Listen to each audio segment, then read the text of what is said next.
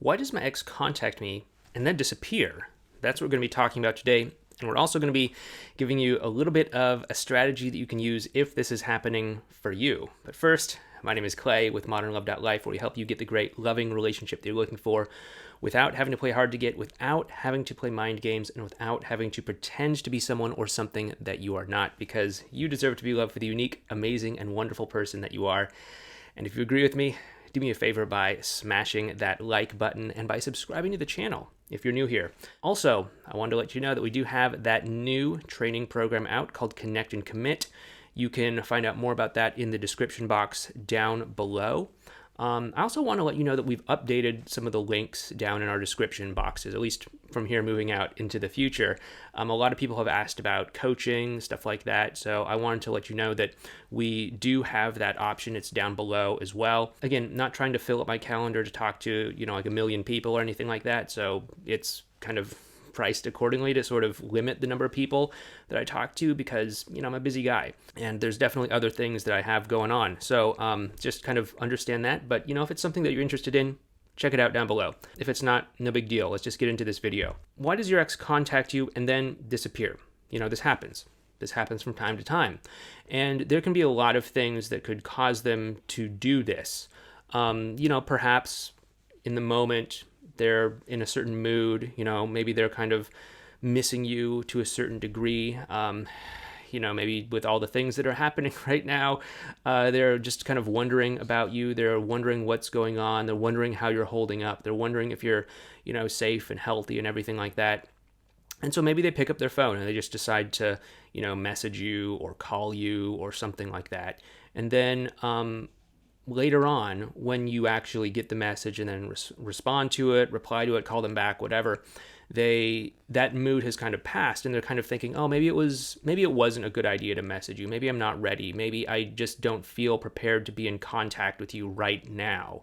And so they're second guessing it. Or maybe they still want to, but they're just not ready in that moment. They're just not emotionally ready in that moment to be talking to you. Oftentimes people have this belief that they need everything to be perfect and in place before they're willing to do something, whether that's, something big like, start a business or, start a new diet or do something else like that. Or whether it's something small, like just having a phone call or just texting someone back. And so maybe you've just caught them at a time when they didn't feel emotionally ready. I don't really believe that you need to wait for everything to be perfect personally, but still a lot of people have that issue, and that could be what your ex is going through. And so you might just want to give them a little bit of space to get back to you when you reply to them, or when you call them back, or when you initiate contact. But what I'd recommend that you do, if you don't hear back from them shortly after that, is what we call closing the loop.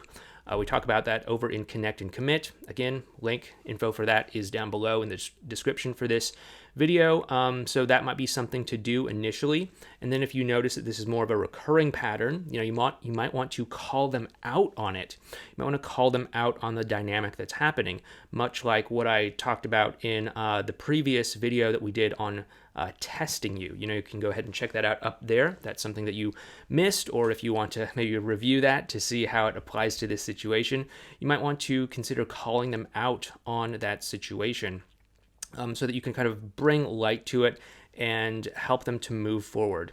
So, that's what I'd recommend that you do if your ex is, calling you, texting you, something like that. And then when you get back to them, they just kind of vanish and disappear. There's something happening on an emotional level that's driving them to do that. There's something that's happening emotionally within them. And this is most likely a riding the dragon kind of scenario, or, potentially a test drive kind of scenario. We have that whole playlist on the 5 emotional stages that your ex goes through. If this is new to you, or if you need a refresher, check it out up there. But your ex is having this fleeting moment where the positive memories of you, or the thought of interacting with you, seems more appealing than not being in contact with you. So they're picking up the phone, they're texting you, they're calling you, they're doing something. And, of course, because you're out there doing stuff, you may not be there in the moment to pick up the phone call or to text them back right then and there. So maybe that mood passes, and then in that however long it was, a few minutes, hour, several hours, day, whatever, perhaps the emotion shifted from being mostly positive towards maybe mostly negative. Maybe they started to remember the bad things about the time that you had together. Maybe they started to reconsider it or something like that. And this happens, especially at riding the dragon. A lot of people have a really hard time emotionally with that riding the dragon stage of getting back together. And so just understand that this might happen. This might give you a little bit of a idea about what's going on with your ex that could cause them to do that. I say that this could also potentially be test drive as well too, because your ex and you may not be in full contact with one another, and they might contact you in sort of a really curt sort of way.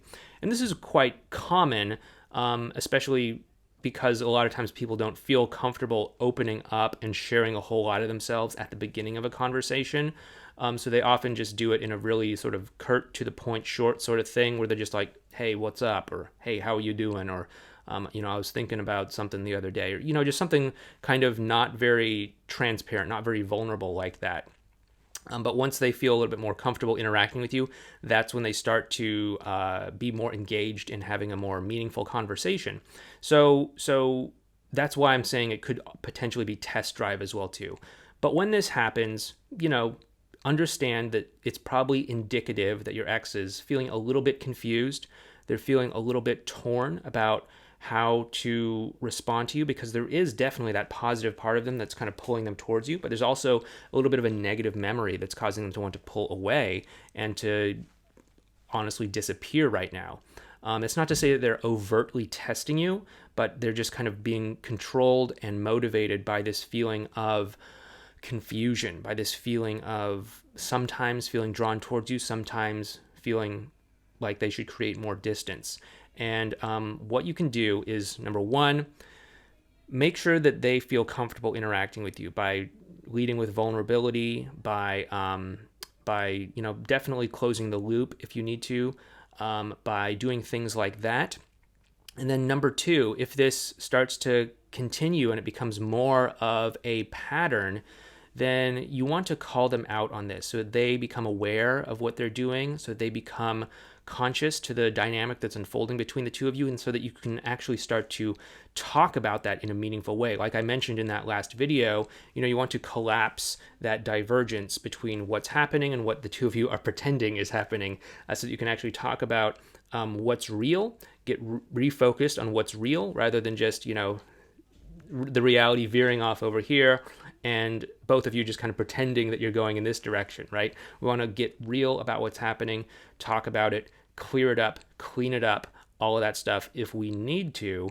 That way, we don't have to worry about this kind of dynamic happening in the future, and we can start to build a better connection with your ex so that, when they feel like texting you, the two of you can actually talk about whatever they want to talk about. Or if you feel like texting them, you can hopefully reliably expect them to respond to you in a reasonable amount of time, whatever that might be for them, their lifestyle, their career, what's going on in their life, what's going on in all of our lives these days with the current situation that I can't overtly talk about for fear of YouTube censorship. But that's what I'd recommend that you do if your ex is texting you but then disappears. So once again, we have links down below for interesting things that you might find helpful in your situation. Connect and Commit is probably a good starting point for most people if this is, your first time working with me, working with us, working with the Modern Love team.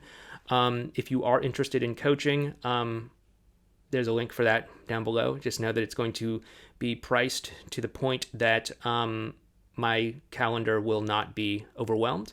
I'm also not going to directly mention the price right here because I don't know when you're watching this video. I might have to change my rates at some point in the future. And if this is some video that you're watching, years from now when I upload it, I want to make sure that the prices are accurate. So I'm not going to directly tell you that.